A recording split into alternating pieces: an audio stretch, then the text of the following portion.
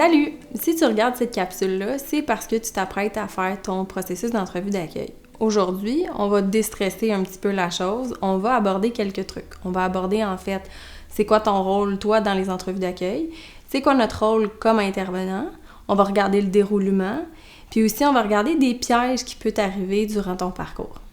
On va commencer avec le rôle de chacun. C'est quoi le rôle de l'intervenant? En fait, nous, ce qu'on veut savoir, c'est qu'est-ce qui se passe dans ta vie.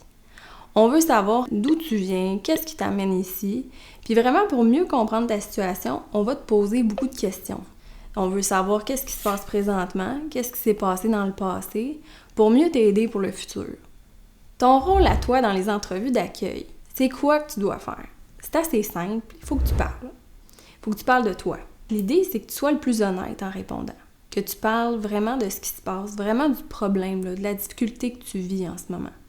Si tu nous parles d'un faux problème, on va trouver des fausses solutions, puis on ne travaille pas sur les vraies choses. Il y a 3 entrevues. Il va y avoir des entrevues téléphoniques et des entrevues en vidéoconférence. Entre les entrevues, tu vas recevoir des exercices à compléter. Il va y avoir des lectures, il va y avoir des capsules vidéo, puis dans tout ça, on va te poser des questions. Pourquoi on fait des exercices chez Accro? En fait, c'est pour t'aider dans ton introspection. Vois-le pour toi comme une façon de prendre action puis d'être autonome dans ta démarche.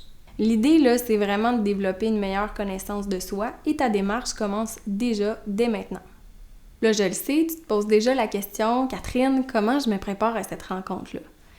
Bien, premièrement, juste en écoutant cette vidéo-là, c'est un premier pas. Ensuite, c'est sûr que si tu as reçu des exercices, c'est important de les compléter. Tu vas pouvoir en discuter avec ton intervenant durant cette rencontre-là. Évidemment, nous, on a certaines attentes durant les entrevues d'accueil. On s'attend à ce que tu sois dans un endroit seul, isolé, confortable pour parler des vraies choses. Comme je t'ai dit tantôt, on va te poser beaucoup de questions, puis ça se peut que ça fasse sortir des émotions. C'est tout à fait normal. L'idée, là, c'est que tu sois pas en train d'écouter une game de hockey, que tu sois pas en train de travailler, ou que tu sois pas dérangé par maman ou les enfants. Si tu me parles de tes émotions, de tes comportements que tu regrettes, t'es en business pour la suite des choses. Chez Accro, on est vraiment là pour t'accueillir dans ce que tu vis puis t'accompagner là-dedans, t'es pas tout seul. Maintenant que tu comprends un petit peu plus le processus d'entrevue d'accueil, je sais que ça a l'air simple, mais je vais pareil te parler des pièges qu'on peut rencontrer. Le premier piège, c'est parler de l'autre pensant qu'on parle de nous. Ça veut dire en fait que tu es en train de me parler de l'autre, de ce qu'elle a fait de pas correct, de ce qu'elle a dit de pas correct. Puis dans tout ça, tu oublies de me parler de toi. Toi, c'est quoi que tu as vécu dans cette situation-là? C'est quoi les émotions que tu as ressenties? C'est quoi les comportements que tu as posés? Fait que quand tu parles de l'autre, je sais pas qu'est-ce que tu vis. Je sais pas c'est quoi qui est problématique en ce moment. Les intervenants, ils vont t'amener à dire « Oh, parle-moi de toi là en ce moment. Tu es en train de me parler d'elle. » C'est normal que ça arrive dans les premiers temps, puis les intervenants vont se permettre de t'avertir. Finalement, on va se concentrer sur ce qu'on peut changer, c'est-à-dire tes émotions, tes comportements à toi. Le deuxième piège que tu peux rencontrer, en fait, c'est de pas donner assez d'informations sur ta situation et sur les comportements que tu as posés. Ça veut dire que quand on te pose des questions, ça se peut que tu changes de sujet ou que tu évites complètement la question. Durant le processus d'entrevue, on va te poser des questions qui peuvent t'amener à vivre beaucoup de honte, beaucoup de culpabilité, beaucoup d'émotions en général. Fait que des fois, c'est vraiment difficile de répondre aux questions, puis c'est normal.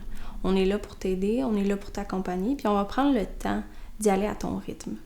Pour éviter de tomber dans ce piège-là, ouvre-toi, parle-en. Ça va vraiment t'aider à améliorer tes relations pour qu'elles soient plus saines et plus harmonieuses. Le troisième piège, en fait, c'est minimiser, banaliser ou justifier ces comportements de violence. Quand tu minimises, quand tu banalises et justifies tes comportements, ça ralentit ton processus. La question à te poser dans cette situation-là, c'est: est-ce que tu es prêt à faire le choix de non-violence? Est-ce que tu es prêt à vouloir changer ces comportements-là? Nous, c'est sûr que chez Accro, il y a des comportements que ça se peut que ça te surprenne que ça soit de la violence. C'est normal, au début, on en discute, on essaye d'en apprendre un peu plus sur ces comportements-là. Si tu tombes dans ce piège-là, je vais te poser la question: est-ce que tu es tanné, toi, des chicanes, de la violence? Est-ce que tu es prêt à faire le changement? Est-ce que tu as fait le choix de non-violence? C'est vraiment ça qui va t'aider à progresser plus rapidement. Le quatrième piège, c'est de convaincre l'intervenant que tu n'es pas vraiment violent. moi, ce que je veux me dire, c'est que, il y a beaucoup d'émotions en arrière de tout ça. Il doit y avoir beaucoup de honte, beaucoup de regrets, beaucoup de culpabilité des impacts de la violence. C'est difficile de porter cette étiquette-là. Je t'invite à te poser la question, pourquoi j'ai besoin de convaincre l'intervenant que je suis pas violent?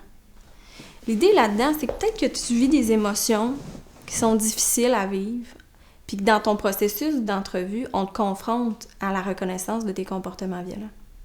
Accro, on n'est pas là pour te mettre une étiquette de violent. On n'est pas là pour te juger. Comme je te dis, on est vraiment là pour t'accueillir dans ce que tu vis.